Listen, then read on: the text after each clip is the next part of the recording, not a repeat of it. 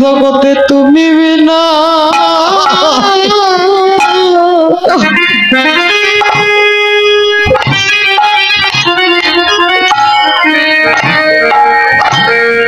জগতে আর কে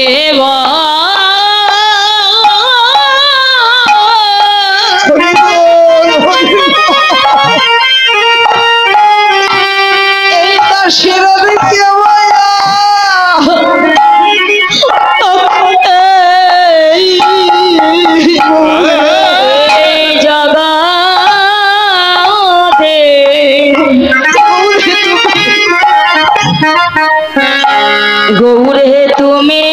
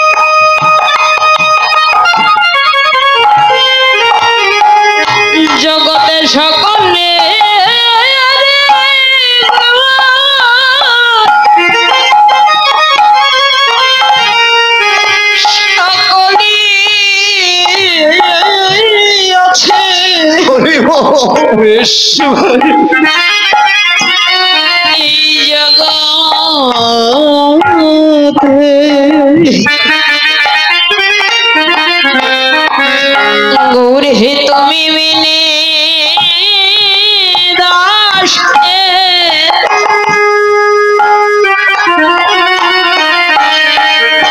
জগতে কে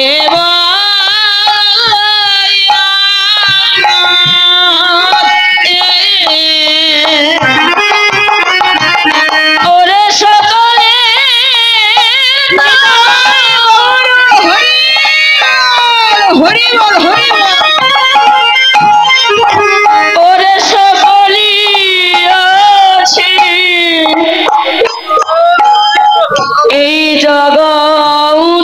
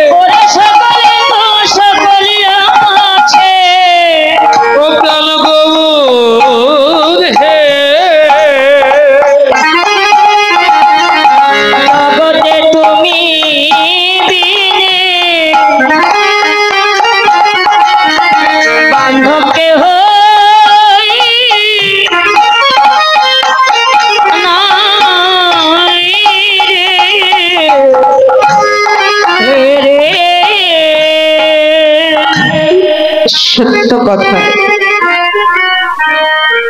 এই যে এত সুন্দর মানবকুলে জন্ম পেয়ে আজ ভজিব, কাল ভজিব, ভজিব ভজিব বলতে বলতে জীবনে যে কয়েকটা গণা দিন ছিল হেলাই হেলাই বয়ে গেল। কিন্তু একদিনও ভাবনা করলাম না জগতে আমি কে, কোথায় ছিলাম, কোথায় এলাম, যাব কোথায়, আমি কে। শাস্ত্রে বললেন ভগবানকে দেখবার পূর্বে, জানবার পূর্বে শাস্ত্রে বললেন আপ্পানং বৃদ্ধি। হেজি আগে তুমি তোমার নিজেকে জানো, নিজেকে চিনো, কে আমি, আমি কে। এই দেহটা কি আমার? না, এই দেহটাও তো আমার নয়। গীতায় শ্রীমদ ভাগবত গীতা ভগবানের মুখশ্রিত বাণী, গীতায় বললেন জীবী যেমন ছিন্ন বস্ত্র পরিত্যাগ করে নতুন বস্ত্র ধারণ করে, এই আত্মাও তদনুরূপ এই জীর্ণ খাঁচা ছেড়ে নতুন খাঁচা ধারণ করে। এই দেহটাও তো আমার নয়। এই দেহ যদি আমার হতো, এই দেহটা মাটির দেহ, মাটির সঙ্গে মিশে যেত না। দেহ থেকে যখন প্রাণটা চলে যায়, এই মাটির দেহ মাটির সঙ্গে মিশে যায়।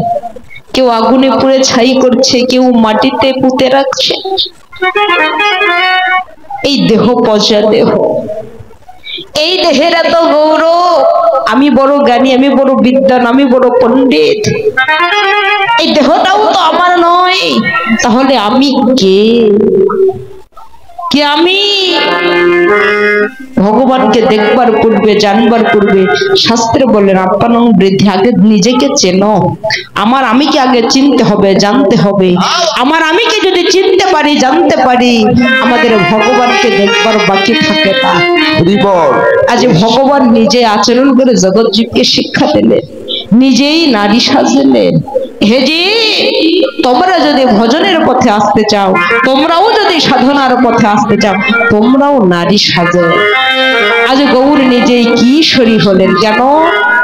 আজ গৌর যেন কিশোর নেই, আজ কিশোরী হয়েছে। জগৎ জীবকে শিক্ষা দিলে, হে জগতের জীব, আগে তোমরাও সাজো। তাহলে নারী সাজাবেন কে? জগতে যে নারী সেজেছে, ভাই নারী কারা? জগতে আমার মায়েরা কি নারী? বললেন না। একটি গানে বলে গেলে না, 12 হাত শাড়ি পরে 16 হাত ভোগটা দিলে সতী হওয়া যায় না। প্রতি ভক্তি ছাড়া কবু সতী হওয়া যায় না। জগতে নারী কারা, রমণী কারা? বললেন তারাই রমণী। তারা কারা? যারা ভজে গৌর গুণমণি, যারা গৌর গুণমণির ভজনা করে। এই জগতে সে রমণী হোক আর রমণী হোক, ভক্তি জগতে তারা রমণী। বেশ, যারা গোপনে গোবিন্দ ভজে তারাও রমণী, যারা ঠিক রেখেছে মাথার মণি, এই জগতে তারাও রমণী। হয়তো বা বলবেন যে মা, যে ঠিক রেখেছে মাথার মণি তারা হচ্ছে রমণী, তাহলে মণি কোথায় আছে? এই জগতে মণি কোথায় পাওয়া যায়? আমরা টিভি, সিনেমায়, বই পুস্তকে, পত্রিকায় দেখেছি মণি থাকে সর্পের মস্তকে।